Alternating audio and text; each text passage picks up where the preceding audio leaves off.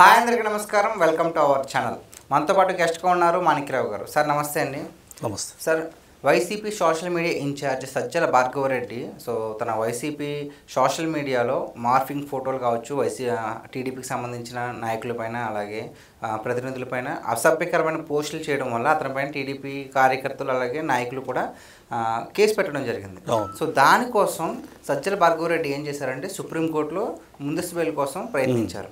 దాన్ని నిరాకరించింది, తిరస్కరించింది. సో అసలు ఏమైంది? Sajjala Bhargav Reddy YCP social media మొత్తాన్ని కూడా ఆయన లీడ్ చేశారు. ఆ సోషల్ మీడియా ఇన్ఛార్జ్ అనమాట. ఈయన సకల శాఖ మంత్రిగా పేరొందినటువంటి సజ్జల రామకృష్ణారెడ్డి గారి కుమారుడు. ఆయన మనకు తెలుసు, ఆయన ప్రభుత్వ సలహాదారుగా ఉండి అన్ని శాఖలకి ఆయన అజమాయిష్ చేశారు. షాడో సీఎంగా ఉన్నారు. అంటే జగన్మోహన్ రెడ్డి గారు ఆ విధమైనటువంటి బాధ్యతలు ఇచ్చారు, ఆయనకి అంత పవర్ ఇచ్చారు. సో మంత్రులు కానీ ఎమ్మెల్యేలు కానీ ఆయన అంటే భయపడేవాళ్ళు. ఆయన కుమారుడికి ఈ బాధ్యతలు ఇచ్చారు. ఈ బాధ్యతలు ఇచ్చిన తర్వాత సోషల్ మీడియా నడుపుకోవచ్చు. అంటే వాళ్ళ పార్టీ విధి విధానాలని, వాళ్ళు చేసే మంచి పనులు కావచ్చు, నవరత్నాలు పెట్టారు. ఆ నవరత్నాలని బాగా ఎఫెక్టివ్గా వాళ్ళు పబ్లిక్లోకి తీసుకెళ్ళవచ్చు మంచి కార్యక్రమాలు చేసి. అవన్నీ పక్కన పెట్టేసి ఏం చేశారంటే ప్రత్యర్థి పార్టీల మీద, నేతల మీద ఫోకస్ చేశారు. అంటే జనసేన మీద కావచ్చు, అలాగే టీడీపీ మీద కావచ్చు. అంటే మహిళా నేతల మీద కూడా, సాక్షాత్తు హైకోర్టు న్యాయమూర్తుల మీద కూడా వల్గర్ పోస్టులు పెట్టించినటువంటి నేపథ్యం ఇతనికి ఉంది. ఈ సజ్జల భార్గవరెడ్డి వంగలపూడి అనిధి గారి మీద, ప్రస్తుతం హోమ్ మినిస్టర్ ఆయన, ఆవిడ ప్రస్తుతం హోమ్ మినిస్టర్, గతంలో విపక్ష మహిళా నేతగా ఉన్నారు. ఉన్నప్పుడు మార్ఫింగ్ ఫోటోలు, పచ్చి బూతులు, ఒక మహిళగా తను మంచి ఎడ్యుకేటెడ్, యంగ్ అండ్ డైనమిక్గా ఉండేటువంటి మహిళ కాబట్టి గట్టిగా తట్టుకున్నారు. ఆవిడే చెప్పారన్నమాట. ఇంకొకళ్ళు అయితే అసలు తట్టుకోలేకపోయేవాళ్ళని చెప్పింది. సో ఇలాంటి కార్యక్రమాలు చేసి మనం చూసాం. గతంలో వర్ర రవీందర్ రెడ్డి అలాంటి పోస్టులు పెట్టాడు. ఇవన్నీ ఈయన పర్యవేక్షణలో వచ్చాయి. అంటే సోషల్ మీడియా మొత్తం ఎత్తున లీడ్ చేస్తారు కదా. సోషల్ మీడియాలో ఎటువంటి తప్పుడు పోస్ట్ వచ్చినా దానికి ఈయనే బాధ్యుడు. కరెక్ట్ చెప్పారు. సో ఈయన యొక్క అధ్యక్షతన ఇక మహిళలను లేదు, వృద్ధులను లేదు, పిల్లలను లేదు. జగన్మోహన్ రెడ్డి గారిని సద్విమర్శ చేసినా కానీ వాళ్ళ మీద సిఐడి కేసులతో పాటుగా సోషల్ మీడియాలో విరుచుకుపడేవాళ్ళు బూతులతోటి. అంతెందుకు, యూట్యూబ్లో కావచ్చు, ఫేస్బుక్లో కావచ్చు, ఇతను బోరుగడ్డ అనిల్ ఉన్నాడు కదా, ఈ బోరుగడ్డ అనిల్ చంద్రబాబును లేపేస్తా, లోకేష్ను లేపేస్తా, పవన్ కళ్యాణ్ లేపేస్తా అని వాళ్ళ కుటుంబ సభ్యులను కూడా ఎంత నీచంగా తిట్టాడో మనకు తెలుసు. సో వీళ్ళందరికీ బాధ్యత వహించి గైడ్లైన్స్ ఇచ్చి వీళ్ళకి ఏ విధమైనటువంటి బూతులు మాట్లాడాలి ఆ ఫార్మేట్ ఇచ్చేదే సజ్జల భార్గవరెడ్డి. సో ఇతని మీద కేసులు బుక్ అయినాయి. హైకోర్టులో ఆల్రెడీ ఇతనికి చొక్కు ఎదురైంది. అంటే 2 వారాలు ఊరట లభించింది. అయితే ముందస్తు మాకు బెయిల్ కావాలి, ఇంకా 3 వారాలు కావాలి అని చెప్పేసి సుప్రీంకోర్టును ఆశ్రయించారు. ఇతని మీద ఉన్న కేసులు అంటే ఎస్సీ ఎస్టీ అట్రాసిటీ కేసు కూడా ఉంది. అయితే ఈ ఎస్సీ ఎస్టీ అట్రాసిటీ కేసు నుంచి అలాగే ఇంకా బెయిల్ పొడిగించమని, అంటే మాకు గడువు పొడిగించమని 2 వారాలు ఇచ్చారు, కనీసం 3 వారాలు పెట్టండి అని చెప్పి వాళ్ళ అడ్వకేట్ కోరితే సుప్రీంకోర్టు తిరస్కరించింది. అయితే అంతకుముందు ఏపీ హైకోర్టులో 7వ తారీఖున సుప్రీంకోర్టులో వీళ్ళు హైకోర్టు తీర్పును సవాల్ చేస్తూ సుప్రీంకోర్టును ఆశ్రయించడం జరిగింది. అయితే అప్పుడు సుప్రీంకోర్టు ఏమందనంటే, మీరు ఇలాంటి వాటికి నేరుగా మా దగ్గర రావద్దు, ఏదైనా ఉంటే హైకోర్టు ఉంది చూసుకుంటుంది, లేదా ప్రత్యేక కోర్టులు కూడా మీరు ఆశ్రయించవచ్చు, డైరెక్ట్గా మా దగ్గరకు వచ్చి మా టయాన్ని వేస్ట్ చేయొద్దు, సుప్రీంకోర్టు చాలా బాధ్యత కలిగి ఉంటుంది, మీరు ప్రతి చిన్న విషయానికి ఎగేసుకొని రావద్దు అన్నట్టుగా సుప్రీంకోర్టు మందలించింది.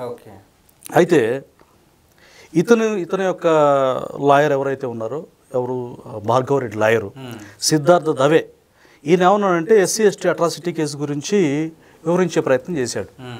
అంటే ఈ కేసు ఉందండి, ఈ కేసు వల్ల మా క్లయింట్ ఇబ్బంది పడతాడు, బాధపడతాడని చెప్పే ప్రయత్నం చేస్తే సుప్రీంకోర్టు చాలా అగ్రెసివ్గా ఏం మాట్లాడిందంటే, చట్టం గురించి చెప్పే ముందు ఏం మాట్లాడారు అన్నదానిపై మీకు స్పష్టత ఉండాలని చెప్పారు. జస్టిస్ భట్టి అని ఆయన ఆయన సుప్రీంకోర్టు న్యాయమూర్తి గారు ఆయన ఏమన్నారంటే, నువ్వు కేసు వివరిస్తున్న బాగానే ఉంది, అసలు అతను ఏం మాట్లాడో తెలుసా, ఆ పోస్టులో ఏం పెట్టాడో తెలుసా, అది స్టడీ చేస్తే నీకు తెలుస్తుంది, మాకు నువ్వేదో వివరించి ఏదో కోర్టు వారిని తప్పుదోవ పట్టించాల్సిన అవసరం లేదంటూ ఈ సిద్ధార్థ దవేని ఎవరు భార్గవరెడ్డి లాయర్ని మందలించింది ఒక రకంగా. తర్వాత సామాజిక మాధ్యమంలో పోస్టులు భరించలేని స్థాయికి చేరిపోయాయి, మామూలు పెట్టలేదు ఇల్లు. అలాగే సమాజంలో ఎవరిని కూడా విడిచిపెట్టలేదు. ఇందాక చెప్పినట్టుగా మహిళలని, పిల్లలని, పెద్దలని. గుంటూరులో శంకర విలాస్ అధినేత రంగనాయకమ్మని ఉన్నారు, సీనియర్ సిటిజన్. ఆవిడ ప్రభుత్వంలో జరిగేటువంటి తప్పుడు విధానాలను ఎవరో పోస్ట్ పెడితే సద్విమర్శే, అంటే ఈ పరిపాలన విధానం కరెక్ట్గా లేదు, జగన్మోహన్ రెడ్డి గారు ఇలా చేయకూడదని పెట్టినందుకు అది ఫార్వర్డ్ చేసింది, షేర్ చేసింది, వేరే ఆవిడ ఫేస్బుక్ నుంచి షేర్ చేస్తే ఆవిడని సిఐడి పోలీసులు విచారించి ఆవిడని నానా రకాలుగా హింసించారు, ఒక రకంగా మెంటల్లీ హింసించారు, బాగా ఇబ్బంది పెట్టారు, నానా రకాల క్వశ్చన్లు వేసి నేను కొడతాం, అది చేస్తాం, ఇది చేస్తామని. తర్వాత వీళ్ళు చేసిన తప్పుడు పోస్టులు చాలా జుగుప్సాకరమైనవి, ఇది క్షమించకూడదు, నువ్వు ఇతని తరపున ఎంత బాగా నువ్వు సపోర్ట్ చేస్తున్నావు, ఇది కరెక్ట్ కాదంటూ ఇలాంటి ఎవరు చేసినా సరే ఇందులో మీరు కంటెంట్ చూడాలి, కంటెంట్ చూడకుండా ఏదో అతను అడ్వకేట్ని కదా అని చెప్పేసి మీరు అతను వెనకేసుకు రావద్దు అని చెప్పి చెప్పడం జరిగిందనమాట. అయితే భార్గవరెడ్డి సుప్రీంకోర్టును ఆశ్రయించాడు కదా, ఈ సుప్రీంకోర్టును ఆశ్రయించిన నేపథ్యంలో justice Pankaj Mittal, justice NVS Bhatti వీళ్ళ ధర్మాసనం ఏం చెప్పిందంటే ఇంకా చాలా అగ్రెసివ్గా జవాబు ఇవ్వడం జరిగింది, తీవ్ర ఆగ్రహం వ్యక్తం చేసింది. మీరు కనుక ఇలాంటి వ్యక్తుల్ని మరొక్కసారి సమర్థిస్తే అట్రాసిటీ కేసు గురించి ఎక్స్ప్లెయిన్ చేస్తావు, ఇతను పెట్టిన పోస్టులు ఏంటి, ఇతను పెట్టించిన పోస్టులు ఏంటి, ఇతని ద్వారా ఎంతమంది ఎఫెక్ట్ అయ్యారు, సాక్షాత్తు హైకోర్టు న్యాయమూర్తులు సైతం వాళ్ళని బెదిరించే విధంగా పెట్టారు, మీ ఎంత చూస్తానికి కులం ఆపాదించి.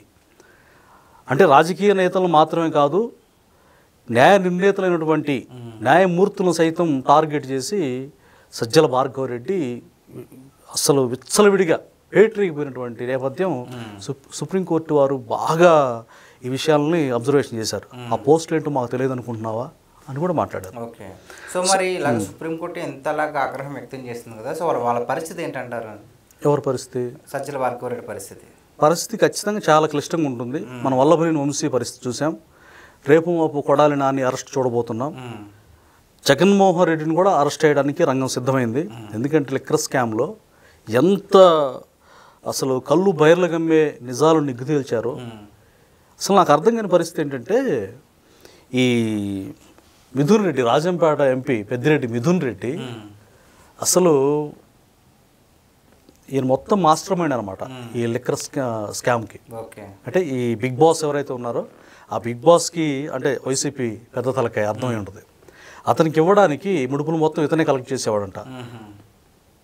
అలాంటి దుర్మార్గమైన పనులు చేస్తూ అసలు చాలా హుందాతనంగా, అంటే అంత మిస్టేక్స్ చేసి కూడా ఒక రకంగా నామోషి అనేది లేకుండా చాలా హుందాతనంగా ధైర్యంగా తిరుగుతూ ఉన్నారు. సో ఇలాంటి వ్యక్తుల్ని సుప్రీంకోర్టు వదిలిపెట్టే పరిస్థితి అయితే లేదు. లిక్కర్ స్కామ్ దేశంలోనే సంచలనం. అలాగే ఈ భార్గవరెడ్డికి ఇక చిన్న వయసు, చాలా ఫ్యూచర్ ఉన్న వ్యక్తి, అంటే డబ్బు కక్కుర్తిపడి, అంటే వేల కోట్లకి బాగా అలవాటు పడి ప్రజలు ఏమైపోయినా నాకు పర్లేదు అని జగన్మోహన్ రెడ్డి గారి స్ట్రాటజీకి పావులుగా ఉపయోగపడి ఈరోజు కుయ్యో ముర్రో అని ఏడుస్తున్న పరిస్థితి.